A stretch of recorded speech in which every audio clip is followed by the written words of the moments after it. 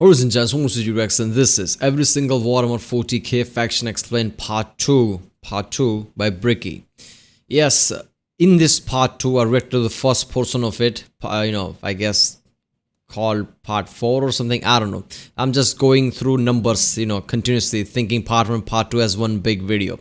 So obviously, yesterday I reacted to this, and in that he talked about chaos gods, right?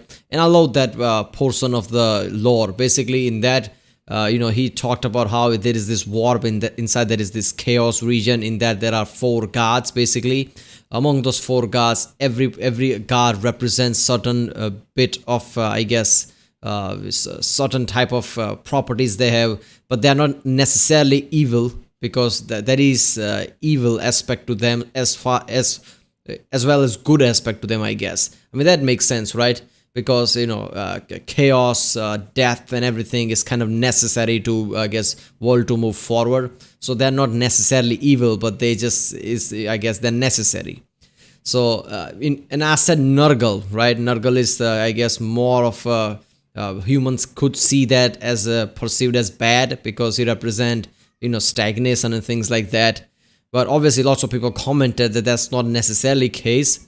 Wilma Perkins here commented, Nurgle is unique among the Chaos Gods, for it truly does care about his followers, as in he wants them to be happy, feels pride in them, and even loves trading stories with them.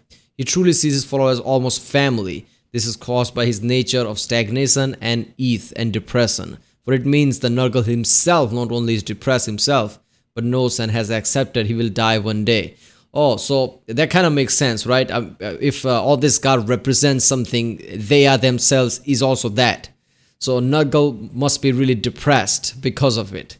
So it kind of makes sense in that way.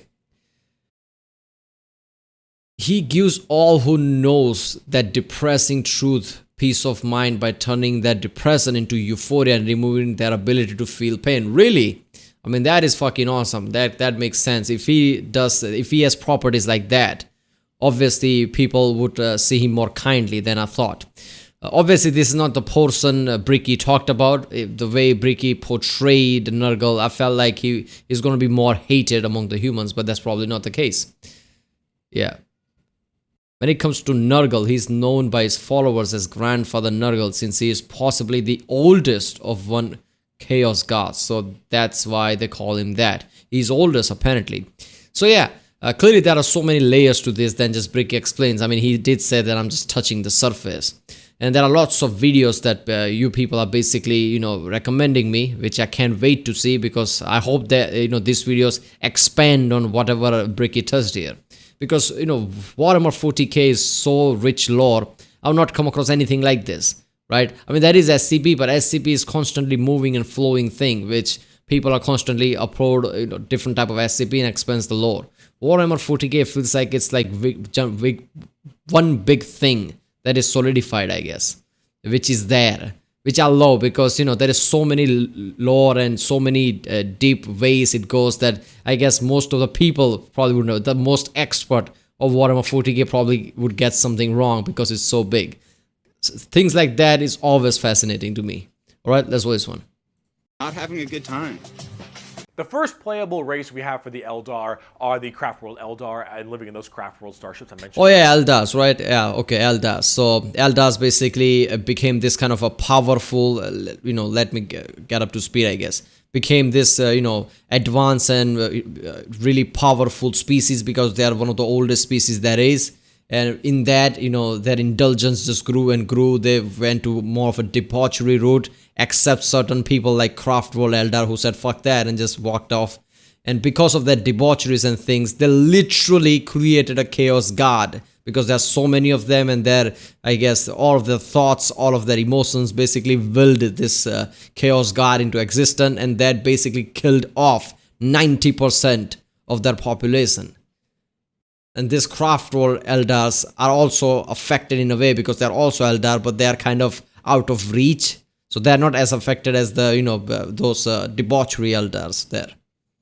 earlier, and each of them have their own kind of craft world, almost like a Space Marine Legion. Each craft world is in itself its own special kind of group. And the Eldar themselves... So like Mass Effect Quarians, how they are, right? Quarians ran away with the ships and things. Does anyone of you know of Mass Effect? I guess this feels very similar to me, like that. Are very fast and rely a lot on trickery. They are squishy, a bit weak, but they're very in tune as psychers. Tons of psychers across the entire Eldar population, and their weaponry and abilities are fast and extremely hard-hitting, but of course rather fragile. Understanding an Eldar's brain is an exercise in futility. They are all over the place in confusion and trickery on a whole galactic scale. They fight weird, they think weirder, and Eldar in their own right really rely on this to keep their species alive. They need to think about deception and the strangeness of what they do if they truly want to not be immediately murdered and slaughtered wholesale thanks to their entirely small population. However, I must say that it seems like their population is getting slightly better. These craft worlds hold millions upon millions of people.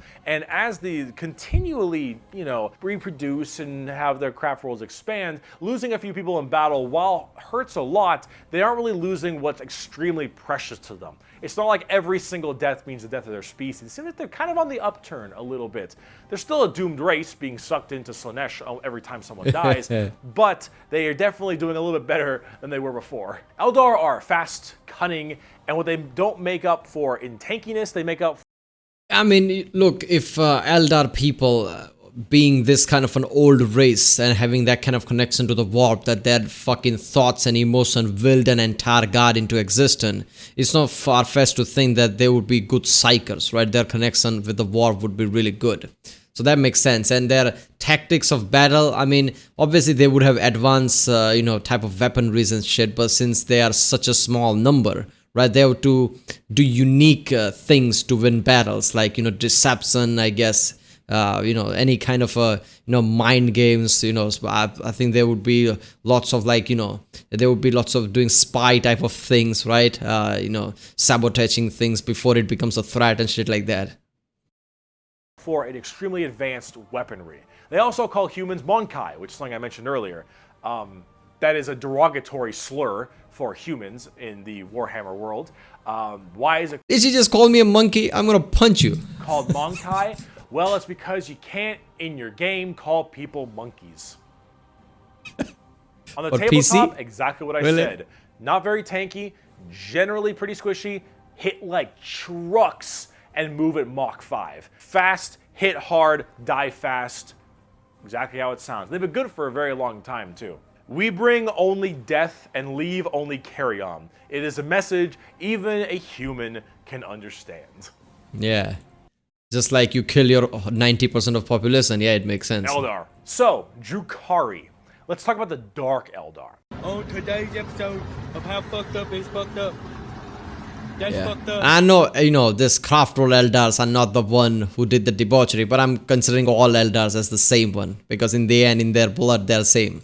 So those people I mentioned in the webway, in the super deranged cults and the depraved people of the Eldar, in the webway, they didn't quite get a hold onto them. Slaanesh has them, but it has them on by the pinky finger.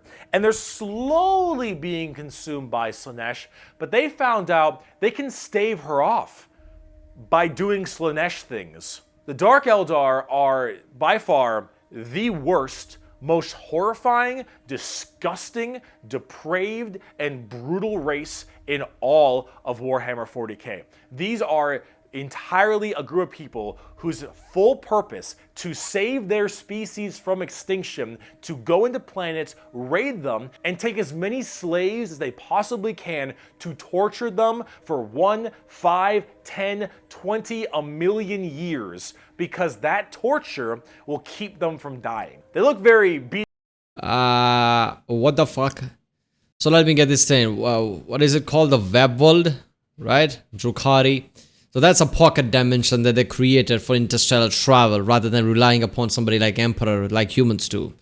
But this is also like a pocket dimension, so Chaos Guards do not have that much of reach there, right? But somewhat, because they are Chaos Guard, they're fucking powerful.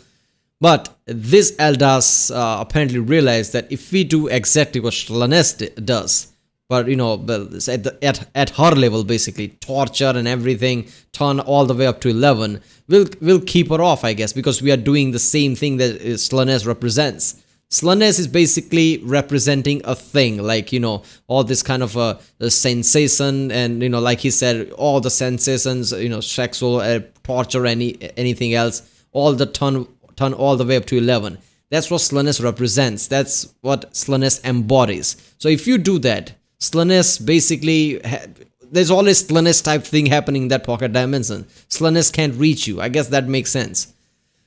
So this basically gives them an excuse to do the shit that they wanted in the first place, right? They were doing this kind of a shit in the first place. That's why Slanesh exists. So they're like, oh, we can do what we wanted from the first place, and we can, stave off Slanesh. Oh, all right. So basically they got a certificate now, like, enslave as many people as you can and do your shit. That is fucked up. This must be one of the less depressed people in the world, because they're doing what they love, apparently. BDSM style too. They definitely have a lot more spiky bits, and they have a lot more of that kind of leathery black look to them. But let's say you are an upstanding Imperial citizen, living life on a regular planet. You get invaded by the Necrons. The Necrons will shoot you with a deatomizer, and you will be destroyed in a millisecond, and that's it. Not the worst way to go. You are invaded by Chaos Marines or something. You take a bolter shot to the head or a chain sword across your stomach, and you get cut in half. Painful, but not the worst. The orcs arrive. They beat you to death. Hurts, but, whatever. Tyranids, they eat you alive. It's pretty rough. Still death. Dark Eldar. The Dark Eldar. This is going to get a little graphic. I apologize. This is disturbing. You pray you die. You don't. You are instead taken as a human slave. Your life will be endless work and agony, 24/7. They will make sure you can't not die, as your pain satisfies them. They will hook you up to all manner of torture devices. They will inject pain-based stimuli drugs directly into your nervous system. They will slowly run razor blades across your skin. They will fillet you and pull out your teeth and your fingernails one by one. They will remove your appendages and your skin and wait for it to grow back so they can do it again. They will murder and torture and use the R word, it rhymes with grape, your entire family in front of you, and do the exact same thing to them. You yourself will also be rhymes with grape anywhere and everywhere possible, and this will occur for 20 years until you are no longer satisfying to them. And then you will be contorted, crushed, and twisted into some form of trophy, a fleshy trophy, or a ring, or a couch, or a TV stand, or perhaps a wonderful hat, while you are, of course, still alive and breathing, and you will become a moaning, fleshy trophy for eternity. And that is what happens when you are taken by the Dark Eldar. They are the most depraved. No. One solution, cyanide pill. Fucking hell. Anybody even has a risk of encountering Dark Elves, they should always fucking carry a cyanide pill. Because I would take cyanide pill any day of the week, right? Before any of this shit. 20 years? They do that shit to 20 years? People's imagination is really vivid. Somebody actually sat down thinking, okay, let's make this race. And they actually put really deep lore behind it. Like, why are they doing that? Because there's such thing as Slanesh. Slanesh is God for that. So I guess they have to do this to, stave her off. Oh, that's just... depraved, most horrifying race in all of 40k. They look the part, and they do it so they all don't die. They are literally forced to do this, because if they don't, Slanesh's grip will get harder, and they will have their souls pulled away. They were doing that shit before. That's why Slanesh exists in the first place. So let's just say they have to do it. I have to do this. Otherwise, I don't want to do it, but no, you want to do it, and now you have to do it. So it's win-win for you. So long as they keep doing this, Slanesh is like, you're doing good, man. You're doing solid. You keep that shit up, you elf-eared bastards. That's the Dark Eldar. That's the Yokari. They are horrible. On the tabletop, they're actually kind of like Eldar, but more extreme. They are even squishier than the Eldar, but they hit generally even harder. Fast attacks, skirmishers, really quick, speedy, like get around them, do a lot of damage, get away kind of stuff. That's most of the Dark Eldar. Look up the definition of grim dark in a dictionary. You'll find a picture of the Dark Eldar and Sev from Republic Commando. A quote from Mr. Vecht. "We are the lords of despair, masters of terror. Dread and agony are our meat and wine, and they are plentiful indeed." Dark Eldar. Let's talk about the Harlequins. Clowns. What's the matter, Andy? Yeah, against Dark Eldar, only thing I would say is send in the Grey Knights, man. Because they would basically pummel them, right? I don't know. They are so squishy. Grey Knights are more like knights, basically, with shield and everything, stable, psychers. I don't know, they would be powerful. Don't you want to have some fun? The Harlequins that's are a what we need. bizarre race of Eldar. They're demonic clown performers. They're like a weird mix of Sander Cohen from BioShock Why? and Jin from League of Legends, but in a more clown theme. They're artists of death and perfecters of their craft. They do not belong to craft worlds or any of the weird Yokari people. They guard something called the Black Library, which is this giant tome of never-ending knowledge deep in the heart of the Eldar webway, and also guarded by their god named Kegorok, I believe is how you pronounce his name. He is the laughing god, but it's the Eldar's laughing god, and these are the Harlequins, the Harlequin clowns. These are Eldar clowns. Okay, so Wait a minute, is this god also resides in the Chaos Dimension, or is just, some dimension in the Warp or something? imagine the things that an Eldar, these depraved individuals, would find funny. And this is the god of that. It's a horror clown. These are gods of horror for us normal people. For them, they're like, oh, it's so funny.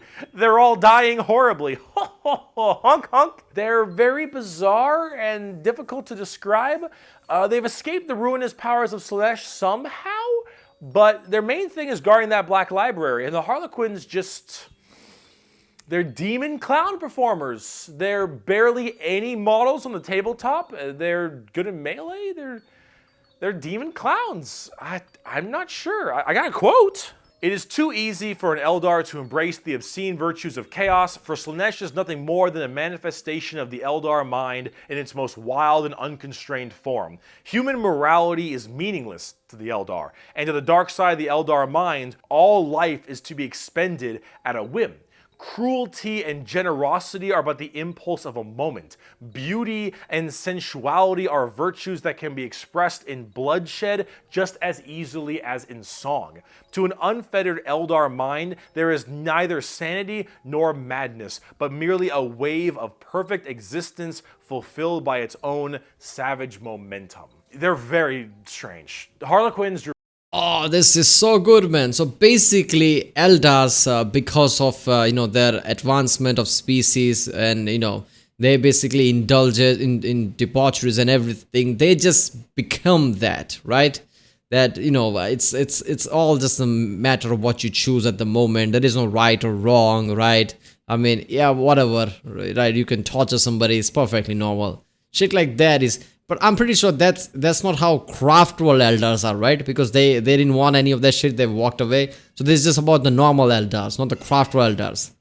Their mind is not like that. They basically can see the difference between two things, right? Because they never touched that shit. To them, it's not like that, or even they are like that. But they are just, I guess, lighter version of that. Because I don't know, are all Eldars basically in their mind like that? Craft world Eldar are just a bit less than that, because that is just fucked up, right? No morality, right? It's just normal. It's just the heat of the moment. What you decide. You want to torture somebody to death gruesomely? Isn't that funny? God damn. Yokari Eldar, they are an anomaly that make humans seem completely easy to understand in comparison. They range from rekindling their civilization to horrifying murder and also clowns. They're all over the place, but honestly, they represent quite well and are rather interesting, especially with the whole Slaanesh murdering everyone bit. So seriously, this is really deep. Eldar. Now, bugs. I'm not gonna lie, I loved this whole Eldar thing, especially how they tied in with the god and how they willed a god into existence. As far as the story goes, this was really deep one, right? This is really deep, tied in story, which I loved. They following me, Mom. They following me. The bugs. The bug! The Tyranids. What the fuck was that? Now, you want to talk something a lot more fun, a little more simple than all this crazy Eldar shenanigans? Let's talk the Tyranids. Yeah, simple They're demons, bugs. just give They me. look like Zerg. Hell yeah, they look like Zerg. You want to know why they look like Zerg? Because they were actually supposed to be what Zerg were. Apparently StarCraft was supposed to be a 40k game in the beginning, hence why they look so much like Eldar, Zerg, and the Imperium of Man. Like, What? You're kidding me, really? But they just decided that, okay, StarCraft is not Warhammer, right? Well, that's fucked up. So I guess all the fans of Warhammer 40k probably see StarCraft as Warhammer 40k, because I would. Fuck it. I'm gonna think it as the same. Because if it started as the same, just because certain people decided that it's not Warhammer 40k, it doesn't make it so. You build your character based on that. So it is a Warhammer 40k thing.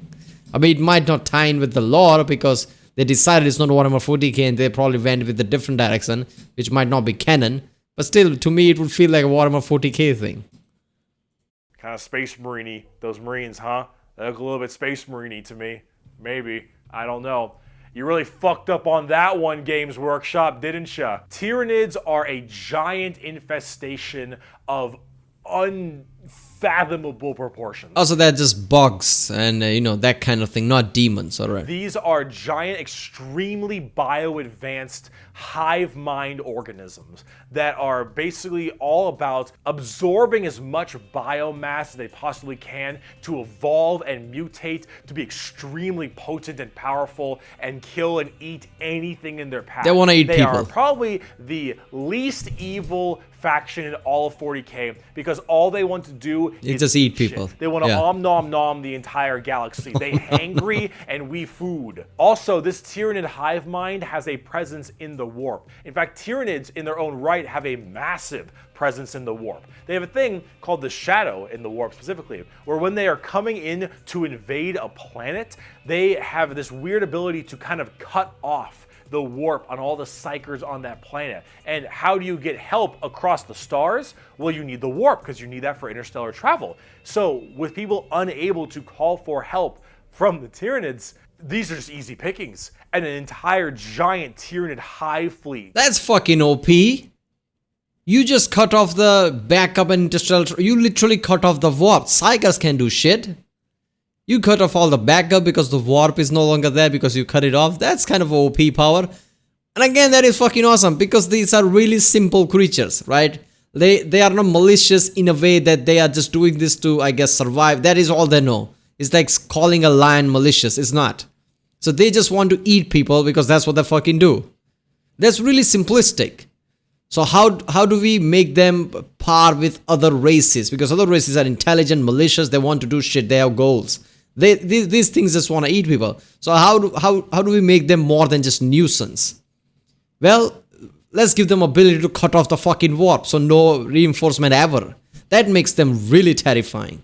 Like, you can't be prepared for something shit like this. You can't have reinforcement on every planet in case there is a Tyranids attack. This is just awesome. I'm imagining a video game where there's a mission.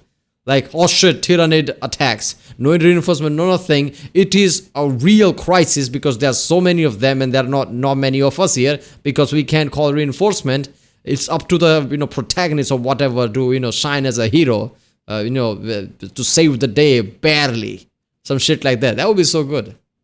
Comes out of orbit and just will massacre, absorbing all that biomass and turning them and all of their other Tyranids into even more advanced monsters. They come in so many varieties too, all based on what is important. Tiny little ripper swarms for scouting and having little dudes eat people up, to the Hormigons, Termagants, and Gene Stealers, all the way to the Hive Guard and the Exocrines and the Swarm Lord, to Hive Tyrants and their giant battle fleets, and even something as crazy as the Hierophant Bio Titan. The Tyranids come in all forms and sizes depending on what they require. They were They are Godzilla, damn. extremely good at anti-biological weaponry. There is no way you can plague them or blight them. They have extremely strong armor, carapaces and such. Tyranids are nigh perfect organisms and are pretty spooky when it comes down to how they handle all of their genetic material. Keep feeding them, they'll keep evolving. They keep on. You fear the demons? Wait until Tyranids come at you.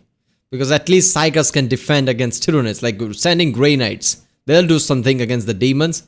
Oh no, when Tyranids come, it's nothing, right?